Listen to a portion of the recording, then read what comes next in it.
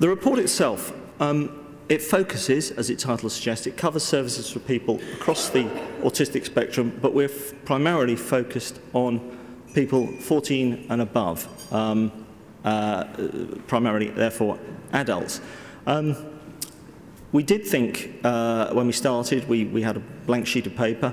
We felt that, why didn't we look at children as well? We felt that, well, in a sense, from the early discussions we had and from the evidence we got, we felt, and I think it's come out in a way today, that actually adulthood is a majorly overlooked area of people with autism. Whatever you think of services for children, there is a more structure around the education process and the development of children. But what we did think was very important was that actually we needed to look at the transition from adolescence from the age of 14 upwards, because that again was coming over loud and clear, as people have described today already. There was an element of actually people getting to teenage years and moving through the transition and, quote, falling into an abyss. Our work covered health and social care, further and higher education, access to benefits and employment support. So we aim to cover the across the piece. What our modelling indicated, as you can see there, that if you get to about a 4% identification rate, 4% of adults in a given area identified, it looks to be about break even.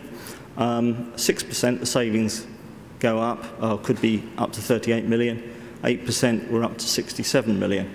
Now, those are quite big numbers, they're quite brave numbers. As I say in this slide, the evidence base is limited, but I think the point about our modelling, and we go into it in quite considerable detail, not just in the report, but there's a separate technical paper supporting that, is that it is, I think it's the challenge, and we say this department should build on our work in conjunction with local areas to explore the potential cost and benefits more generally, because what we're really saying is that actually you can potentially deliver the sorts of services that people have been talking about this morning if you can sort of turn off the inappropriate service delivery, the access to people getting in trouble with criminal justice or in the wrong residential setting, or indeed that they get the wrong diagnosis because they went to the wrong people. You can turn off all those costs, and actually you can have much more targeted support and potentially there is a cost-benefit case there.